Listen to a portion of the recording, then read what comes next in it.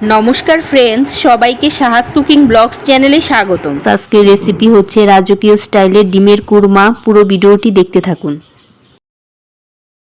ডিমের কুরমাটি রান্না করতে এখানে যা যা উপকরণ নিয়েছি: আগে থেকে সিদ্ধ করে রাখা ছোলানো ডিম, জাল করে রাখা দুধ, পেঁয়াজ কুচি, 3-4টে মতো কাঁচামরিচ, এলাচ, দারুচিনি, লবঙ্গ ও তেজপাতা। প্রথমে কড়াইতে পরিমাণ মতো তেল দিয়ে ডিমগুলোকে দিয়ে একটু হালকা করে ভেজে নেব।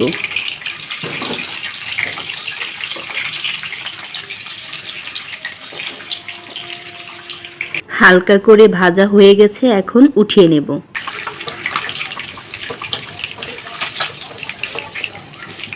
তারপর তেলের সাথে একটু ঘি দিয়ে দেব, তাতে করে কোরমার স্বাদটা ভালো আসে। এখন কড়াইতে তেজপাতা, এলাচ, দারচিনি ও লবঙ্গ দিয়ে দেব।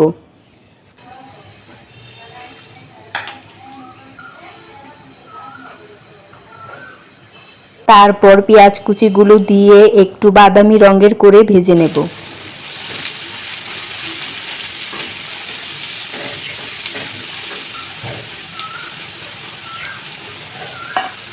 এখন পেঁয়াজটা ভাজা হয়ে এসেছে, পেঁয়াজ বাটা দিয়ে দেব, দিয়ে আরো কিছুক্ষণ ভেজে নেব।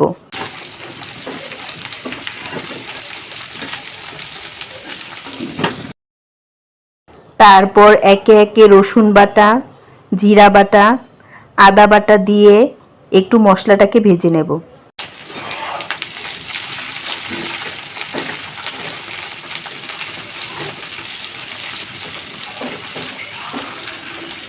তারপর একটু দুধ দিয়ে মশলাটাকে কষিয়ে নেব।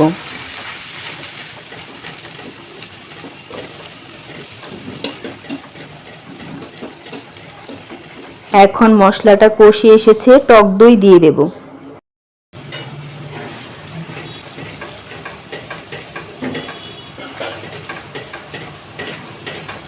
তারপর সামান্য একটু মরিচের গুঁড়া দিয়ে দেব।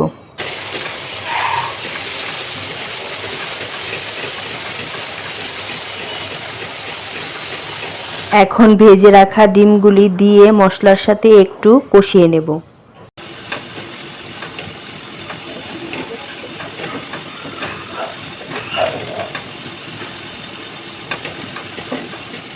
এখন দুধটা দিয়ে দেব। পুরো দুধটা দিয়েই রান্নাটা কমপ্লিট করব। জল দেওয়া যাবে না, তাহলে রান্নার টেস্ট ভালো আসবে না।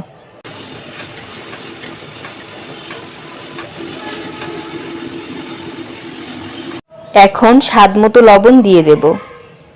তারপর কয়েকটা কাঁচামরিচ দিয়ে দেব, দিয়ে একটু নেড়ে নেব।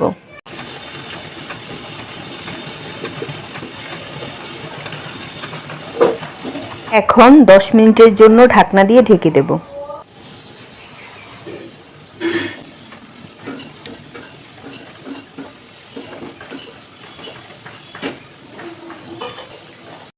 কুরমাটা হয়ে এসেছে, সামান্য একটু চিনি দিয়ে দেব। এখন উপর দিয়ে কিছু বেরেস্তা ছড়িয়ে দেব।